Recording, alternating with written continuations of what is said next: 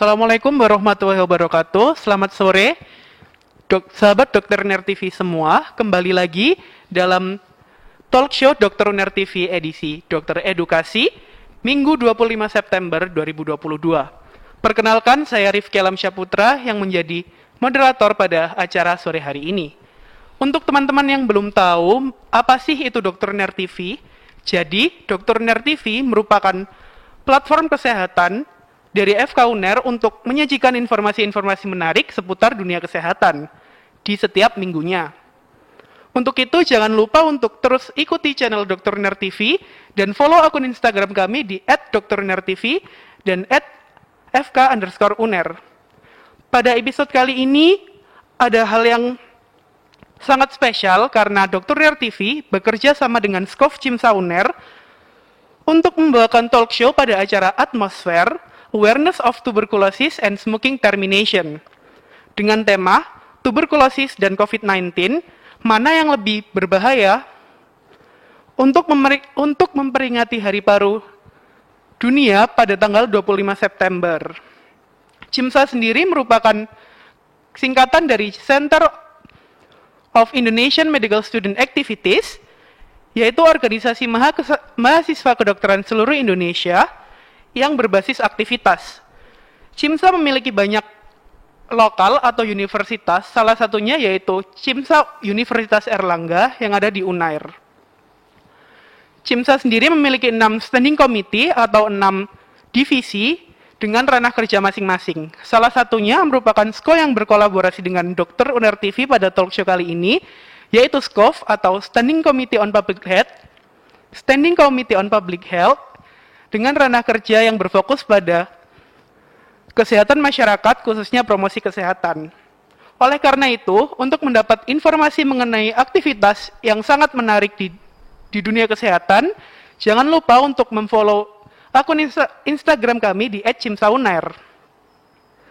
Nah, sebelum kita menyapa narasumber kita yang sangat luar biasa hebat, saya ingin mengajak teman-teman, sahabat Dr. Uner TV untuk mengisi pretest yang linknya sudah ada di deskripsi video ini. Sembari menunggu teman-teman mengisi pretest, saya akan memperkenalkan narasumber kita yang sangat hebat dan pastinya sangat ahli di bidangnya. Beliau merupakan salah satu staf pengajar di Departemen Paru Rumah Sakit Dr. Sutomo Surabaya dan juga staf pengajar di FK Unair, yaitu Dr. Wiwin Is Effendi, spesialis paru konsultan, PhD FAPSR. Langsung saja kita sapa beliau yang sudah hadir di tengah-tengah kita pada saat ini. Selamat sore Dr. Wiwin. Selamat sore Mas Rifki. Apa kabar dokter? Alhamdulillah baik selalu. Alhamdulillah, semoga sehat-sehat selalu ya dokter. Sebelumnya saya mengucapkan terima kasih banyak karena dokter sudah menyempatkan waktu dokter di tengah kesibukannya untuk hadir pada sore hari ini di acara talk show Skov Cimsa UNER yang bekerja sama dengan Dr. Uner TV. Pastinya untuk berbagi ilmu dengan sobat Dr. Uner TV yang ada di rumah. Langsung saja nih dok, kita mulai sesi talk show-nya. Baik, untuk pertanyaan pertama nih dok, sebenarnya tuberkulosis sendiri ini apa sih dokter? Lalu penyebab-penyebabnya tuh apa saja nggih? Oke. Baik, terima kasih. Jadi ini saya juga berterima kasih kepada teman-teman dari CIMSA dan Dr. Uner TV diberikan kesempatan untuk berbagi ilmu ya. Jadi kebetulan mungkin karena di bidang saya pulmonologi dan ilmu kedokteran respirasi, jadi temanya ini cukup menarik ya. TB dan COVID lebih berbahaya mana ya? Kayak semacam suatu adu race gitu. Jadi mana ini? Baik. Jadi memang betul pada bulan ini itu bulan boleh dibilang kalau di secara global itu juga World Lung Day diperingati tanggal 25 September. Kalau temanya saat ini tuh Head Lung for All. Dan kebetulan juga Perhimpunan Dokter Paru itu juga berulang tahun yang ke-49 itu juga pada tahun ini. Jadi boleh dibilang September itu bulannya sejawat teman-teman dokter paru. Baik, kembali pada tema sore hari ini, kita semua sudah mengenal lah tuberkulosis atau disingkat sebagai TBC. Jadi Ini adalah suatu penyakit yang disebabkan oleh suatu kuman penyakit yang bernama Mycobacterium tuberculosis. Jadi ceritanya dulu kuman ini ditemukan oleh ilmuwan Robert Koch ya, kurang lebih tahun 1882. Jadi makanya ada yang menamakan Koch pulmonum. Jadi namanya Koch, Robert Kochnya itu, dan pulmo itu karena paru. Karena kuman Mycobacterium tuberculosis ini memang dia salah satu jenis kuman yang obligat anaerob. Obligat aerob dia paling seneng di paru sebagai tempat port de entry-nya ya. Tetapi dia bisa menyebar ke organ yang lainnya karena dia obligat yang aerob, dia sangat butuh oksigen dan kita tahu di paru di situ tempat perputaran oksigen. Jadi kuman ini port de entry-nya mulai dari sana. Begitu singkatnya, pembukaannya seperti itu Mas Rifki. Oke, baik dokter. Jadi intinya tuberkulosis ini disebabkan oleh kuman Mycobacterium tuberculosis yang memang suka di paru-paru karena memang bakteri tersebut suka oksigen ya dokter. Jadi dia maksudnya itu hidupnya itu tergantung dengan, dia tidak akan bisa hidup kalau metabolismenya dia sangat tergantung dengan oksigen, sehingga dia lebih menyukai untuk seperti itu. Oke, baik. Mungkin saya lanjut ke pertanyaan selanjutnya ya dok. Sebenarnya seberapa sering sih tuberkulosis itu menyerang pasien di Indonesia terutama? Kalau berdasarkan data demografi secara global seluruh negeri itu kurang lebih estimasinya sekarang itu hampir 1/4 orang penduduk di dunia itu sudah terinfeksi dengan TB. Dan TB jelas-jelas dinyatakan sebagai salah satu penyebab angka kematian, kalaupun tidak yang pertama, dia termasuk yang untuk penyakit infeksi ya, dia termasuk yang dalam 3 besar atau 5 besar. Jadi itu menjadi kendala. Kalau di Indonesia sendiri data terbaru jika tidak salah ya, menyebutkan kurang lebih sekitar kasus yang terdeteksi kurang lebih sekitar 800.000. Kemudian tapi di antara sekian banyak itu pemerintah juga mengestimasi bahwasanya kurang lebih sekitar ada kurang lebih 30% mungkin yang tidak terdeteksi dari seluruh kasus TB itu. Dan yang menjadi kendala sekarang itu selain TB sendiri, TB itu juga bisa lebih mudah untuk menginfeksi seseorang kalau seseorang tersebut mempunyai beberapa penyakit-penyakit komorbid, katakanlah seperti HIV dan sebagainya. Makanya sekarang ini yang tidak hanya TB sendiri yang menjadi kendala, tetapi juga nanti akan kita jelaskan berikutnya bahwasanya termasuk juga nanti bagaimana sekarang karena kuman itu kan selalu berevolusi ya Mas Rifki ya. Jadi dia juga berusaha untuk survive, sehingga kuman akan berusaha agar dia juga bisa survive. Nah, hal ini diperparah juga kadang-kadang itu pasien-pasien itu tidak patuh untuk minum obatnya, sehingga ada potensi untuk kumannya itu bisa menjadi kebal dengan obat yang ini, sehingga tantangan yang sekarang ini adalah salah satunya adalah TB yang kebal obat, selain yang atau TB resisten obat atau TB RO itu yang jadi kendala. Secara kalau jika tidak salah ya, kalau secara peringkat itu kita itu termasuk 3 besar antara kita, India, Cina. Kita nggak tahu yang mana. Kalau di buku-buku tidak disebutkan peringkat pertama itu apa, tetapi disebutkan bahwasanya 3 besarnya ya antara Cina, India, sama Indonesia gitu.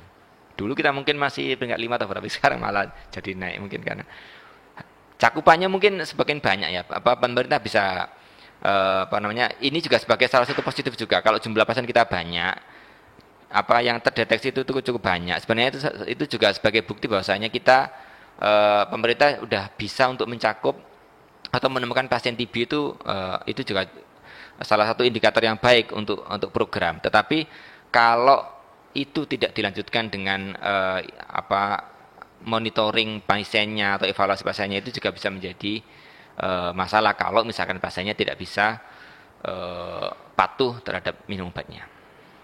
Oke, baik dokter. Jadi untuk TB sendiri ini memang penyakit yang sangat berbahaya gitu dok. Lalu siapa sih dokter yang lebih mudah untuk terkena tuberkulosis ini? Baik. Jadi seperti tadi yang kita sampaikan bahwasanya tuberkulosis ini termasuk penyakit yang eh, tergolong airborne disease ya. Jadi dia bisa menular melalui transmisi melalui yang ditransmisikan melalui udara. Jadi eh, misalkan ada pasien yang dia pasien TB aktif di mana pemeriksaan mikrobiologis bakterinya dia juga positif, itu adalah salah satu sumber penularan yang cukup potensial. Jadi manakala dia batuk atau dia bersin atau dia berbicara tidak ada penghalangnya, tidak menggunakan masker, itu sangat berpotensi untuk menularkan penyakit. Nah, pada siapa saja dok orang-orang atau pasien-pasien seperti ini bisa menularkan penyakitnya ya? Kalau pertanyaan seperti itu ya kita jawabnya semua orang berpotensi untuk menjadi sakit tergantung daya tahan tubuhnya, karena kalau daya tahan tubuhnya bagus, kita mengenal, mungkin Rifki juga mengenal makrofag sebagai salah satu pertahanan utama TB. Itu adalah yang sistem peranan tubuh yang pertama kali paling berperan untuk mengeliminir si Mycobacterium TB atau MTB ini. Nah, sehingga sebenarnya semua orang berpotensi untuk sakit. Itu kan begini teorinya ya. Jadi dari 100% orang yang pernah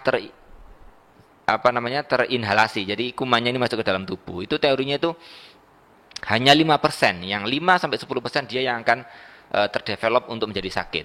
Sementara 80-90%-nya itu bisa sembuh ataupun dia dalam kondisi laten. Nanti kita akan jelaskan berikutnya. Jadi yang 5 orang ini kira-kira apa saja yang kondisi atau orang-orang yang seperti apa yang lebih mudah untuk sakit ya? Pastinya mereka-mereka yang daya tahan tubuhnya tidak bagus. Makanya tadi di awal saya sebutkan kondisi sekarang itu kita itu kesehatan paru secara umum itu menjadi lebih menantang karena mohon maaf penyakit HIV/AIDS juga semakin banyak. Nah, orang-orang seperti ini itu sangat rentan untuk tertular HIV. Oleh karenanya sekarang di dalam program pemerintah itu semua pasien yang HIV positif itu juga di screening untuk TB. Begitupun juga sebaliknya, TB juga di screening untuk HIV/AIDS. Nah, selain itu juga banyak kondisi-kondisi yang lainnya. Katakanlah misalkan seperti orang-orang yang menggunakan obat imunosupresan karena dia mungkin karena sakitnya dia harus menurunkan sistem imunnya karena mungkin dia punya sakit autoimun dan sebagainya, atau orang-orang dengan penyakit komorbid seperti kencing manis atau diabetes mellitus itu juga sangat rentan untuk terserang tuberkulosis. Oke, baik dokter. Jadi orang-orang dengan penyakit bawaan seperti HIV/AIDS atau orang-orang dengan penyakit autoimun yang mengonsumsi obat imunosupresan dan juga pasien dengan diabetes mellitus itu lebih mudah terkena tuberkulosis ini ya dokter. Iya. Jadi lalu untuk perokok sendiri yang memang kalau perokok apakah ada korelasinya nggak dokter? Pastinya itu nggak perlu tanya itu. Tapi memang gini ya. Jadi memang jadi kan seperti kita ketahui itu kan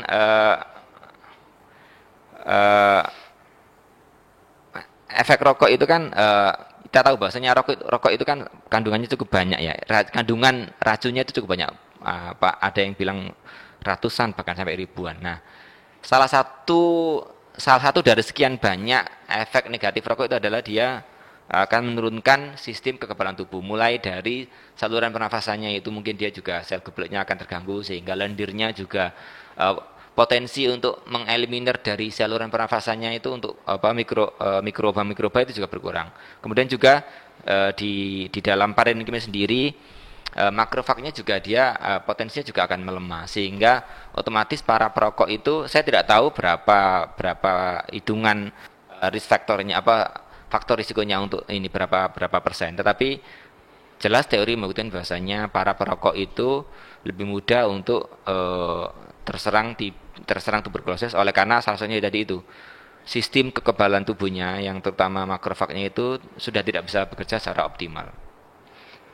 Baik dokter, jadi untuk para perokok sendiri memang lebih rentan terkena tuberkulosis karena sistem imun tubuhnya yang kurang deh dok. Iya. Baik, tadi kita sudah berbicara tentang cara penularan, siapa saja yang bisa terkena, lalu sekarang pertanyaan selanjutnya, apa saja sih dokter gejala-gejala dari tuberkulosis ini? Iya.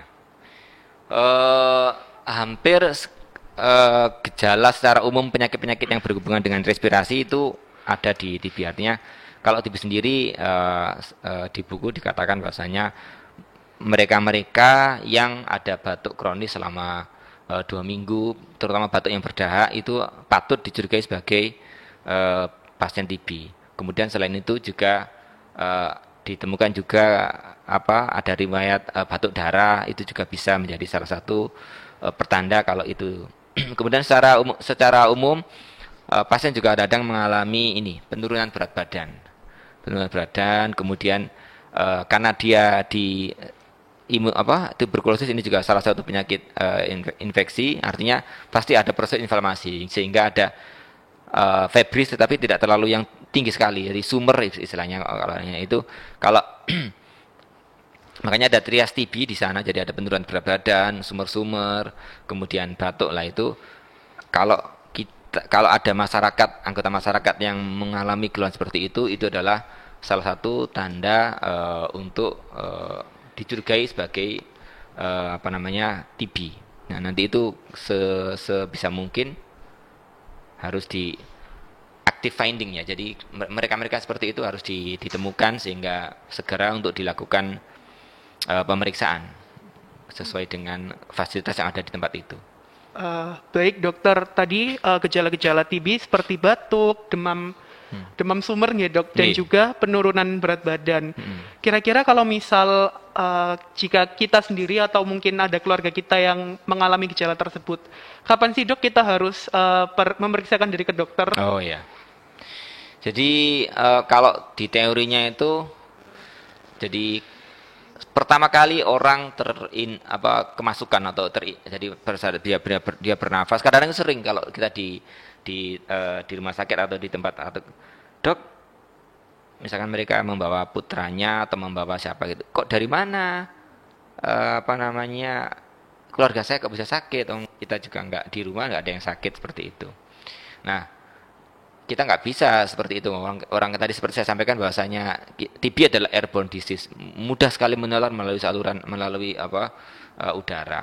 Dan di Indonesia kita tahu jumlah pasiennya cukup banyak sehingga kita tidak bisa memilah-milih. Jadi kok di keluarga tidak ada, kok bisa seperti itu. Nah, tadi berkaitan dengan lama ini ya, kapan waktu harus ke dokter ya. Jadi dikatakan untuk seseorang mulai terinhalasi kemasukan kuman TB sampai bisa menjadi sakit itu kurang lebih, beberapa penelitian macam-macam. Ada yang dikatakan 6 minggu, ada yang antara 3 sampai 9 bulan, ada yang seperti itu. Ada yang lebih dari 1 tahun, tapi jarang yang menyebutkan sampai 2 tahun. Sehingga saya ambil aja yang paling banyak ya, ini antara 3 sampai 9 bulan itu adalah waktu inkubasinya lah, pasien bisa menjadi aktif untuk sakit TB-nya itu. Nah, dengan tadi gejala-gejala seperti itu ya, sesegera mungkin aja kalau misalkan ada anggota keluarga yang mempunyai keluhan seperti itu, sesegera mungkin berobat ke dokter atau memeriksakan diri ke fasilitas yang terdekat. Jadi ini juga Rifki, kebetulan Rifki juga bertanya, kalau tadi di kita kadang-kadang itu masih ada asumsi kalau tidak batuk, kalau tidak memunculkan keluhan itu mungkin tidak sampai terkena TB. Tapi ternyata beberapa literatur yang terbaru itu juga, kan tadi di awal saya katakan bahwasanya 5% itu yang sakit, yang kurang lebih 90%-nya itu bisa sembuh, atau boleh dibilang sebenarnya kuman TB-nya itu masih ada di dalam tubuh, tetapi boleh dibilang tumornya itu tidak sampai mati total, tapi juga tidak sampai hidup. Nah, itu yang bisa kita bilangnya laten istilahnya. Ya, kalau kita review mengenal bahaya laten itu. Jadi sewaktu-waktu dia bisa muncul. Nah, itu juga menjadi tantangan tersendiri bagi kita. Jadi eh, kita yang apa namanya yang menjadi kendala itu kalau misalkan ini memang si pasien-pasien yang TB laten itu mungkin tidak sampai menularkan, tapi yang menjadi kendala kalau misalkan kondisinya tubuh menurun, dia bisa menjadi aktif itunya. Jadi kapan waktunya ini ya? Kalau kalau memang ada keluhan seperti itu segera mungkin ke puskesmas, karena di puskesmas sekarang sudah dilengkapi untuk pemeriksaan TB. Dulu kita masih menggunakan pemeriksaan yang eh, dahaknya diperiksa, itu diperiksa di ada pengecatan Jill Nielsen itu bakteri tahan asam. Sekarang beberapa puskesmas sudah dilengkapi fasilitas untuk pemeriksaan tes cepat molekuler itu juga ini, sehingga dan kalau bisa selain si sakit itu yang lingkungan terdekatnya itu juga diajak. Oke. Baik, jadi intinya sesegera mungkin saat ada anggota keluarga yang mengalami gejala tersebut, sebaiknya langsung diperiksakan ke fasilitas kesehatan terdekat, nggih dok. Tidak perlu menunggu batuk berdarah atau gejala-gejala yang berat lain.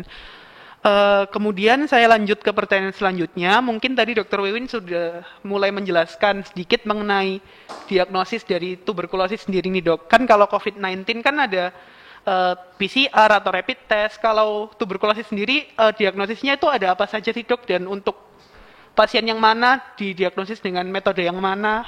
Mungkin seperti itu dok.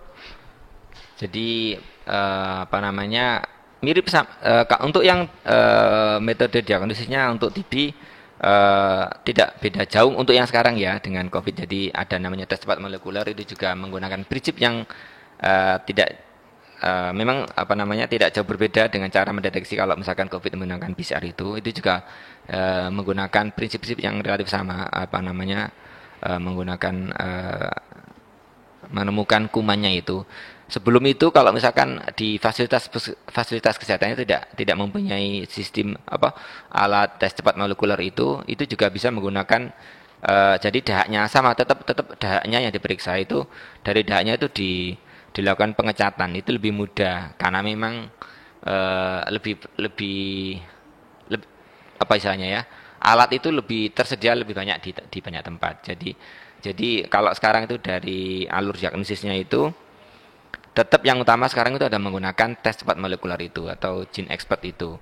Tetapi jika tidak mempunyai alat seperti itu, bisa menggunakan yang tahan asam itu. Jadi nanti dahaknya diperiksa, kemudian itu kan di gelas kaca itu, kemudian diperiksa di mikroskop untuk diperiksa ketemu kuman bakteri tahan asamnya itu. Baik dokter, jadi dulu mungkin karena alat PCR atau tes cepat molekuler ini sangat terbatas, yang menjadi standarnya itu pengecatan dahak ya dok. Yeah. Jika sekarang mungkin yang lebih ditekankan adalah yang lebih direkomendasikan untuk tesnya adalah tes cepat molekuler atau PCR tersebut. Tes cepat molekuler. Baik. Karena apa namanya keuntungan tes cepat molekuler ini, karena tadi seperti saya sampaikan di awal bahwasanya kuman TB itu kan juga berevolusi. Entah karena kesalahan kita, maksud kita di sini juga dokternya atau pasiennya. Kenapa saya bilang seperti ini? Kadang-kadang mungkin juga karena kesalahan dari kita, mungkin ada kesalahan dari tenaga kesehatannya, mungkin ada yang kurang pas dengan pemberian obatnya, sehingga akhirnya potensi kumannya itu untuk bermutasi itu ada. Dari sisi pasiennya juga ada, karena pasiennya mungkin minum obatnya tidak patuh, sehingga kumannya itu bisa menjadi kebal. Nah, dengan pemeriksaan tes cepat molekuler ini itu memang bisa lebih cepat diketahui kuman yang ditemukan ini, kuman yang masih yang sensitif, artinya bisa diobati dengan obat-obat yang standar atau yang sudah resisten atau kebal. Nah, itu keuntungannya tes cepat molekuler. Makanya kenapa sekarang itu pemerintah mengencarkan kalau di rumah sakit besar insya Allah sudah ada, tapi beberapa puskesmas itu juga sudah disediakan ya tes cepat molekuler itu. Nah, itu kalau itu sudah bisa lakukan, itu akan ketahuan ini kuman pasiennya ini TB-nya itu yang masih sensitif atau yang sudah kebal, itu salah satu keuntungannya. Jadi kalau ditemukan lebih awal itu lebih enak nanti terapinya. Baik, mungkin saya lanjut ke pertanyaan selanjutnya, nggih dok.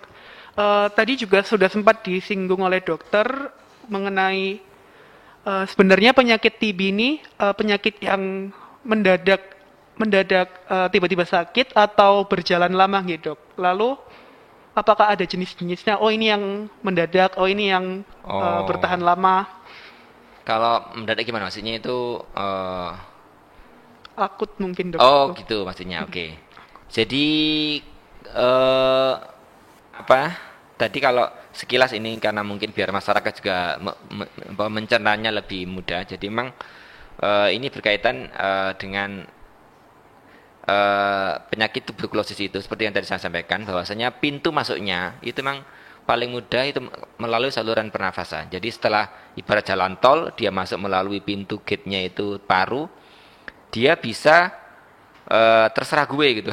Misal, saya mau tinggal aja di paru, sakit di situ, atau mungkin saya mau ke sistem saraf pusat ke otaknya, atau mungkin ke eh, kelenjar getah bening atau ke mana itu terserah dia, terserah si kuman itu. Lah, kalau dikatakan apa ada yang akut ya, proses untuk sampai muncul sakitnya itu rata-rata seperti itu. Tetapi kemudian manakala muncul gejala, misalkan dia gejalanya batuknya mungkin berapa, kalau ini berkaitan dengan TB paru mungkin hanya beberapa minggu, kemudian kalau memang kondisi daya tahan tubuhnya jelek bisa saja itu sakitnya itu langsung seluruh lapang parunya itu mungkin bisa sakit, dan itu pasiennya bisa menjadi langsung dalam, kalau tadi dikatakan dengan akut atau kronisnya ya, dia bisa langsung menjadi sakitnya yang mungkin jatuh dalam kondisi yang jelek, sepsis dan sebagainya. Tapi eh, biasanya secara umum gradual, memang kronik memang penyakit ini. Jadi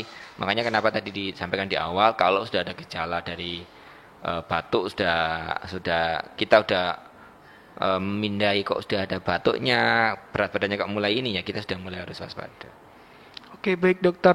Mungkin jenis-jenis penyakit tuberkulosis sendiri ini ada apa saja ya dokter? Banyak Rifki.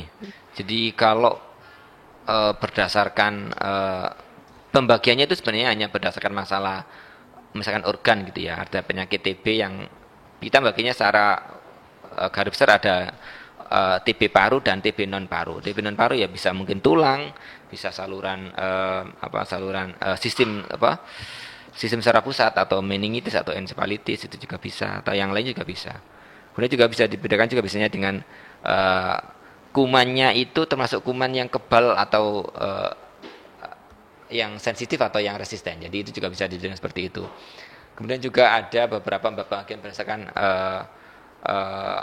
TB-nya itu ada, jadi pasien-pasien itu yang dia belum pernah sakit itu kita menggolongkannya TB yang baru, kasus baru, artinya dia belum pernah diobati, ataupun kalau diobati itu waktunya hanya kurang dari 1 bulan atau 28 hari. Ada juga TB yang memang sudah pernah diobati. Nah ini yang biasanya banyak. Ada yang bisa yang udah pernah kambuh itu juga agak sedikit beda ininya. Atau mungkin yang udah pernah diobati belum sampai tuntas menghilang pasiennya datang lagi, itu juga itu lebih agak detail nanti ininya. Oke, baik dokter. Jadi jenis-jenis TB sendiri jika dibedakan dari organnya ada TB paru dan TB non paru. Berdasarkan waktunya mungkin ada TB primer atau yang baru saja didapat, dan juga ada TB laten ya dokter kalau Iya, tidak iya, salah. bisa. Kemudian berdasarkan kepekaan dengan obat ada yang namanya TB Resisten, ada yang resisten. Oke, baik. sensitif. Baik, mungkin saya sedikit tertarik mengenai TB laten nih dokter. Kira-kira eh, adakah cara kita tahu pasien ini bisa berpotensi untuk kambuh lagi TB-nya? Pasien ini tidak mungkin kambuh lagi TB-nya, itu ada cara untuk Iya. mengetahuinya nggak dok? Jadi kalau dilihat dari rentang apa istilahnya dia, rentang perjalanan kuman TB di dalam tubuh manusia itu memang yang paling kelihatan jelas ya yang TB aktif, artinya memang dia jelas-jelas kumannya itu menimbulkan penyakit. Tapi yang paling banyak yang justru menjadi bahaya itu memang TB laten tadi itu. Jadi di dalam tubuhnya itu ada kuman TB, tetapi pada saat kondisi pasiennya itu masih bagus, daya tahan tubuhnya bagus, itu kuman itu nggak berkembang. Tetapi itu proses metabolismenya si kuman itu bisa dipantau, atau prosesnya itu bisa dipantau melalui aktivitas sistem imun kita. Jadi sistem imun kita kan juga kalau dia tahu di dalam tubuh kita itu ada kuman TB, pasti dia juga memberikan, boleh dibilang kasarannya itu tentaranya juga diperbanyak gitu. Lah itu ada metode untuk melihat bagaimana di dalam tubuh si orang tersebut ada bahaya TB atau enggak. Itu bisa dengan mantau IGRA ya. Jadi dilihat bagaimana aktivitas TNF alfanya itu, jadi interferon gamanya itu bagaimana, kemudian itu nanti dilihat kalau memang ada nilai khusus sehingga nanti itu bisa dikatakan kalau dia TB laten gitu. Jadi menggunakan tes seperti itu. Oke, baik. Jadi untuk mendiagnosis TB laten ini pakai mantuk tes tadi ya, dokter? Iya. Oke, baik. Mungkin saya lanjutkan ke pertanyaan selanjutnya. Mulai saya hubungkan dengan COVID-19 ya, dok. Iya.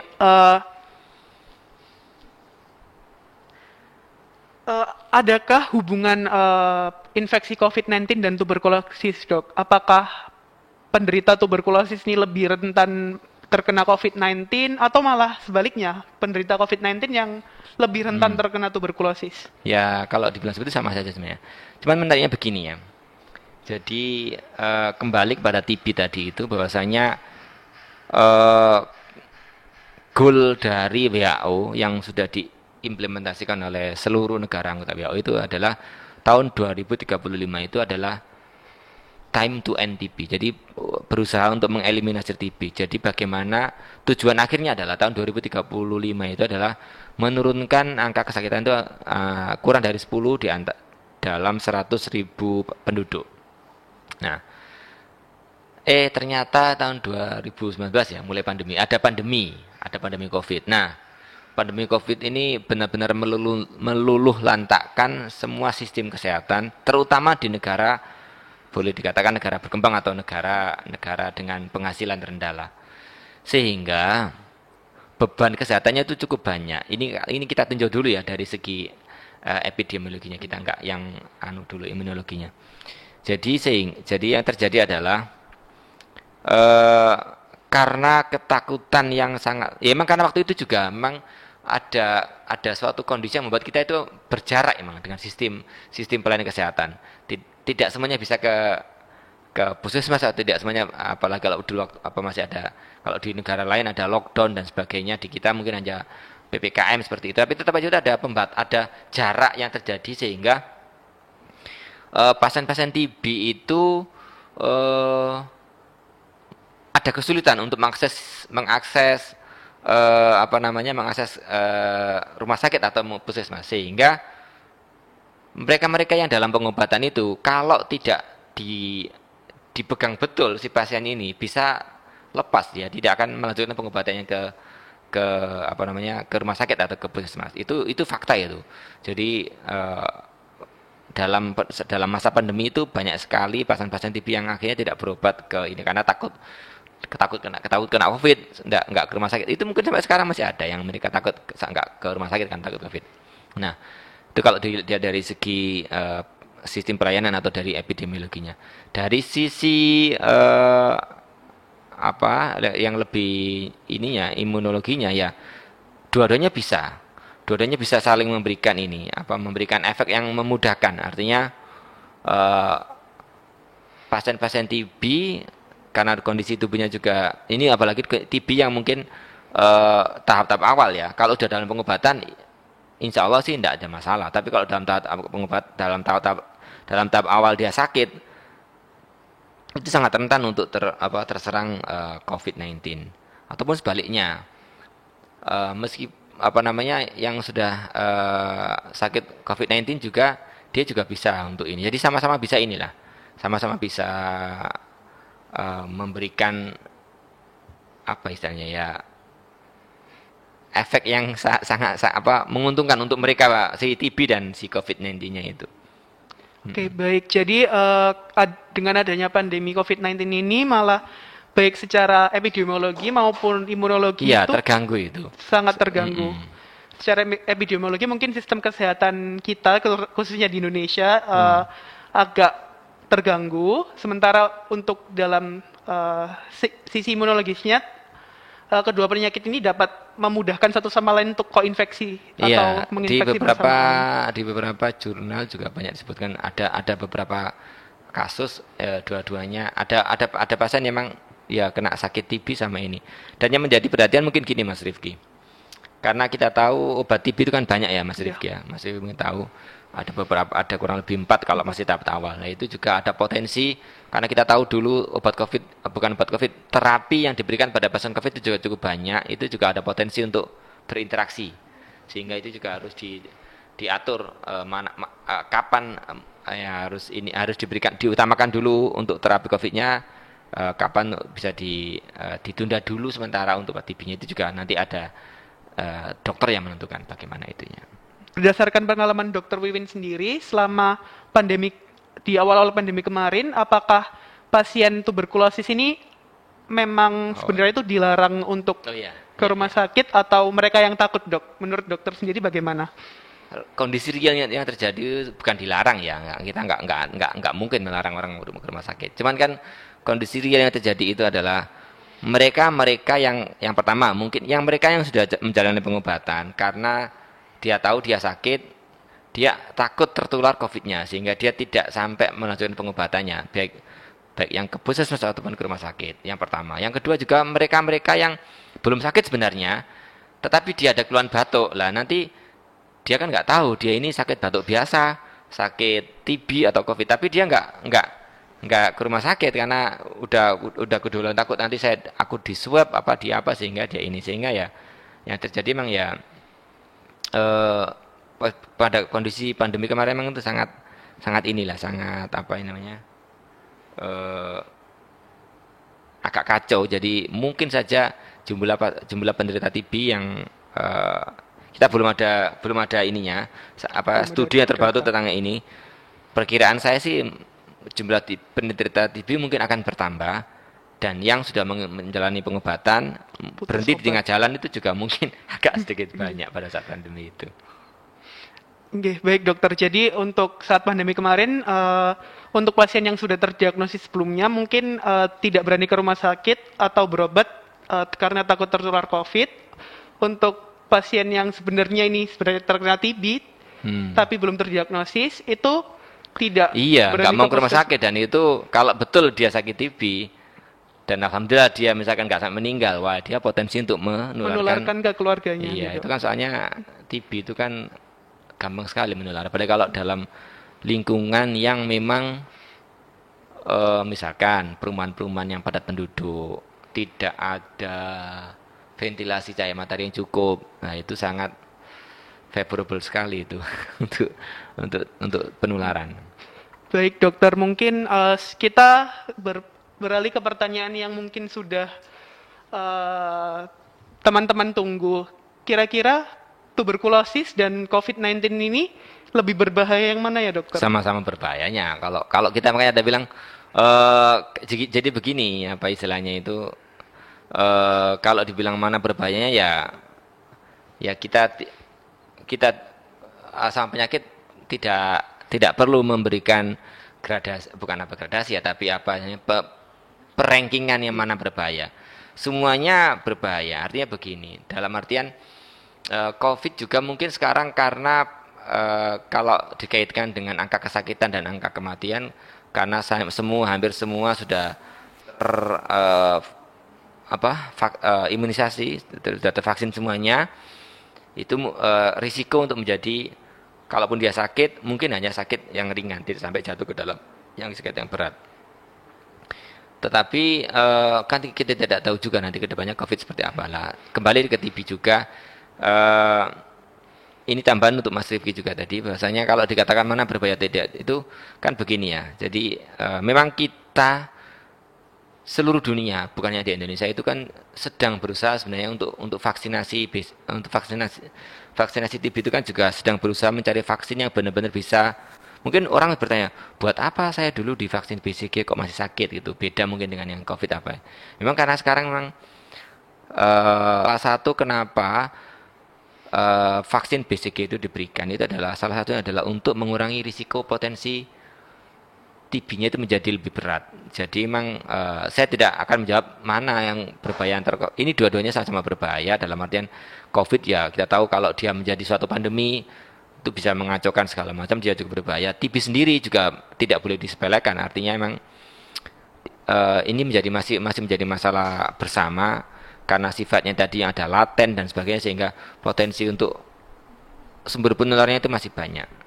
Jadi ya kalau jawabannya mana berbahaya, dua-duanya sama-sama berbahaya. Tinggal nanti bagaimana porsi kita mengelaborasi sehingga baik kedepannya ya COVID kalau misalkan masih ada itu kita bisa mengaturnya. TB sendiri kita juga sesuai dengan target dari WHO 2035 kita bisa menurunkan angka sakitnya itu kurang dari di antara 100.000 itu mungkin kurang dari 10 kasus barunya itu.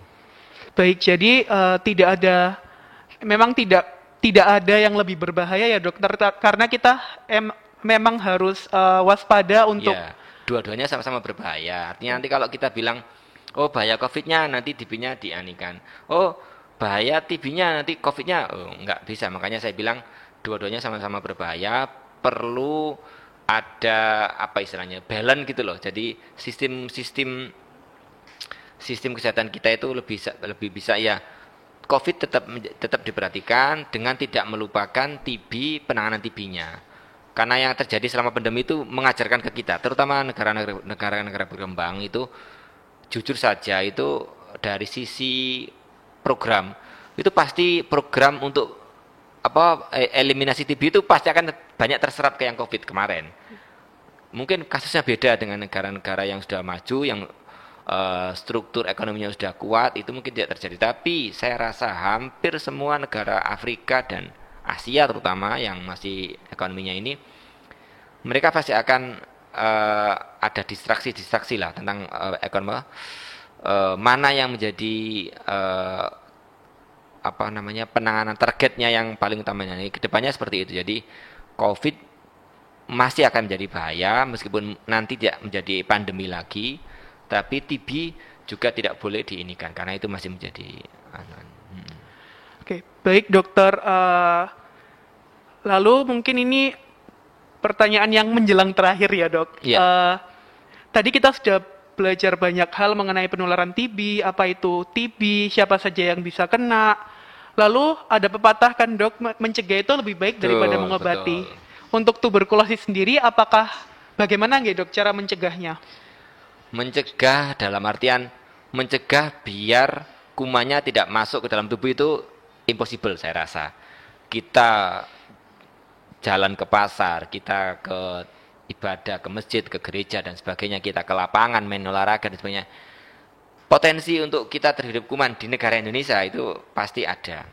Jadi mencegahnya itu bukan berarti kita tidak mau berinteraksi dengan orang sehingga kita tidak akan tidak seperti itu, tapi mencegah di sini adalah mencegah secara umum bagaimana kita bisa berperilaku hidup sehat, jauhi merokok, makan minum yang cukup, istirahat yang cukup, olahraga yang sesuai seimbang sehingga tercipta sistem imun tubuh yang kuat. Nah, kita berharap dengan sistem imun tubuh yang kuat itu, kalaupun ada kuman TB yang masuk ke kita, makrofag kita, limfosit kita, tentara-tentara kita itu bisa membunuh si kuman TB-nya itu sehingga kita nanti kalau itu masuk yang 90% itu yang benar-benar ini gitu. Jadi jangan masuk yang 5% itu karena emang saya rasa di Indonesia mau sembunyi di mana?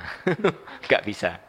Baik, jadi untuk pencegahan kita untuk agar tidak sakit itu lebih pada perilaku hidup sehat. Untuk berperilaku hidup sehat agar sistem imun tubuh kita dapat melawan kuman apapun yang masuk. Dan kita waspada, dalam begini.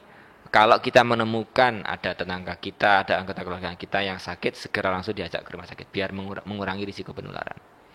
Baik dokter, mungkin sekarang ke sesi mitos dan fakta seputar tuberkulosis ya dokter. Oh iya, ada mitosnya ya. Pertama mungkin dulu sempat tuberkulosis ini merupakan penyakit kutukan dok, Oh, kurs ya. karena mungkin Kutukan ya. kebanyakan yang terkena itu dari mohon maaf kalangan ekonomi Oh iya, menengah ke iya. bawah dan sebagainya. Apakah betul dokter? Ya pasti nggak betul, pasti nggak betul. Itu orang kan melihat ini.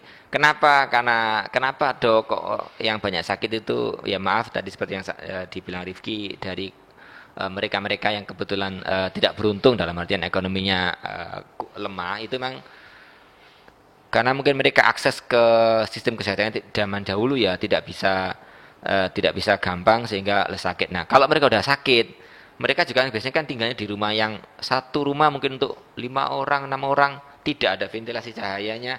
Ya kan mudah Rif, kalau misalkan dia ada sakit, belum diobati, dia pasti akan menularkan. Padahal ya Rif, itu kalau ada pasien yang sakit TB dengan diobati minimal 2 minggu saja. Kan pengobatan kan 6 bulan. Saya nggak bahas di sini karena ini lebih ini. Minimal saja diobati sudah 2 minggu bahkan sudah satu bulan. Itu risiko penularannya sudah sangat-sangat turun. Jadi sekali lagi TB itu bukan penyakit kutukan, bukan hanya selalu diasosiasikan dengan orang miskin karena maaf yang lebih orang kaya yang sakit kencing manis juga dia bisa sakit. Artinya itu tidak perlu kita bahas karena itu memang sangat sesuatu yang salah. Yang penting di sini adalah bagaimana kalau ada yang sakit segera saja dibawa ke puskesmas, ke rumah sakit dan penyakit ini bisa disembuhkan. Tidak ada ceritanya tidak bisa disembuhkan. Ini termasuk penyakit yang bisa disembuhkan asalkan terjadi kerjasama yang baik, dokternya memberikan pengobatan yang tepat, pasiennya mau minum obat sesuai dengan anjuran dokter. 6 bulan soalnya Rizky, gak mudah seperti itu. Baik dokter, jadi untuk pengobatan TB sendiri kan seperti yang dokter bilang tadi 6 bulan. Apakah untuk pelayanan kesehatannya apakah itu masuk ke dalam BPJS atau seperti apa? Ya, dokter? itu kalaupun enggak pasien-pasien yang ini itu pun sudah kalau di puskesmas dari dulu gratis kok pengobatannya. Jadi monggo kalau misalnya ada keluarga yang sakit itu mendapat obat gratis dari puskesmas. Biasanya juga ada yang pengawas minum obat nantinya. Jadi POMT, pengawas orang minum obat. Jadi nanti itu ada yang mengawasi juga dari puskesmas biar memastikan kalau obatnya diminum atau enggak. Oke, baik. Selain melalui BPJS, pemerintah sudah sekonsen Ya, itu sampai itu seluruh dunia, Rifki. Jadi seluruh anggota WHO itu obatnya diberikan oleh WHO sehingga itu obatnya gratis. Jadi bisa diakses oleh seluruhnya. Oke. Baik dokter, sebelum masuk ke take home message, saya izin untuk merangkum materi pada talk show sore hari ini. Jadi teman-teman, tuberkulosis atau TBC ini merupakan penyakit yang disebabkan oleh kuman atau bakteri Mycobacterium tuberculosis. Penularannya sendiri melalui udara atau airborne. Gejala-gejalanya ada 3 yang utama, yaitu demam, penurunan berat badan, dan juga batuk yang lebih dari 2 minggu, bahkan sampai mengeluarkan darah. Kemudian jenis-jenis dari tuberkulosis sendiri ini ada banyak berdasarkan organnya. Ada tuberkulosis yang menyerang paru-paru dan juga tuberkulosis yang non paru atau selain di paru-paru.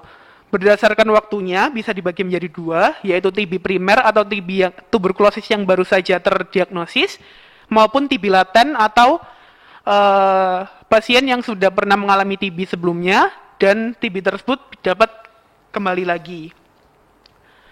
Kemudian untuk masyarakat yang lebih mudah terkena itu kurang lebih adalah masyarakat dengan penyakit penyerta seperti HIV/AIDS, penyakit autoimun sehingga harus meminum obat imunosupresan, kemudian orang dengan diabetes mellitus, perokok, dan juga orang-orang yang hidup di pemukiman yang sangat padat sehingga lebih cepat untuk menular.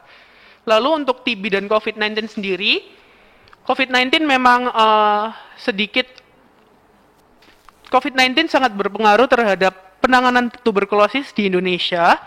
Selain itu, TB dan COVID-19 ini dapat saling bekerja sama lah untuk menyerang seseorang. Lalu, cara untuk mencegah kita terkena tuberkulosis yaitu dengan cara menerapkan gaya hidup yang sehat agar kalaupun ada kuman yang masuk, sistem imun tubuh kita dapat melawannya. Mungkin tidak terasa ya dokter, talk show kita pada sore hari ini sudah berakhir. Sebelum talk show ini berakhir, apakah ada take home message untuk teman-teman pemirsa Dr. Uner TV yang di rumah? Oke, terima kasih. Jadi saya ingin memesan bahwasanya memang masalah TB ini masih masalah kita bersama, dari kita, dari tenaga kesehatan, kemudian juga mengajak kepada masyarakat. Yang pertama adalah TB adalah bukan penyakit kutukan dan TB bisa disembuhkan. Itu harus difahami, dan kalau terjadi kerjasama yang baik, pasiennya juga mau istilahnya manut sama dokternya, insya Allah nanti TB-nya bisa disembuhkan. Dan terkait dengan pandemi ini memang jujur penanganan TB mungkin sedikit banyak akan terganggu karena program-program TB sendiri itu sedikit banyak apa istilahnya itu prioritasnya mungkin agak mungkin selama ini agak terdistrak oleh karena penanganan COVID. Yang terakhir adalah karena ini juga dalam rangka memperingati hari World Lung Day yang ke 2000 World Lung Day di tahun 2022 ini yang bertema Lung Health for All. Jadi secara umum kita berusaha menciptakan kondisi di mana paru kita menjadi sehat. Caranya bagaimana? Caranya ya kita tidak merokok, menjauhi merokok. Kita tadi yang seperti Rifki sampaikan, kita melakukan menjalani pola hidup yang sehat, istirahat yang cukup, olahraga yang seimbang, makan dan minum yang bervitamin dan sebagainya, sehingga tercipta sistem kekebalan tubuh yang baik, sehingga dengan harapan jika kita terinhal mikroorganisme, entah itu virus SARS-CoV-2 ataupun kuman Mycobacterium tuberculosis, harapannya sistem tubuh kita bisa mengeliminir, setidaknya tidak sampai menjadi sakit yang berat. Itu aja mungkin pesan saya. Baik, tadi kita sudah mendengarkan talk show dan juga take home message dari Dr. Wiwin. Sekarang waktunya saya untuk mengajak sahabat Dr. Uner TV. Baik, terima kasih banyak Dr. Wiwin atas ilmu yang telah diberikan kepada kita semua, khususnya untuk sahabat Dr. Uner TV yang ada di rumah. Semoga ilmu ini bisa menjadi ilmu baru yang bermanfaat bagi kita semua. Dan juga saya ingin mengucapkan terima kasih kepada pemirsa Dr. Uner TV yang ada di rumah, yang sudah setia menonton dan mengikuti acara pada sore hari ini. Jangan lupa teman-teman Dr. Uner TV untuk tetap ikuti channel YouTube Dr. Uner TV, dan akun Instagram di @drunertv dan @fk_uner, dan juga akun Instagram Cimsa Uner di @cimsauner, karena akan selalu ada info-info menarik seputar dunia kesehatan. Baik, akhir kata, saya Rifki Alamsyahputra, mewakili segenap kru yang bertugas, mohon undur diri, mohon maaf apabila ada kesalahan dan kekurangan. Terima kasih. Wassalamualaikum warahmatullahi wabarakatuh, dan sampai jumpa di video selanjutnya. Waalaikumsalam warahmatullahi wabarakatuh. Terima kasih Mas Rifki.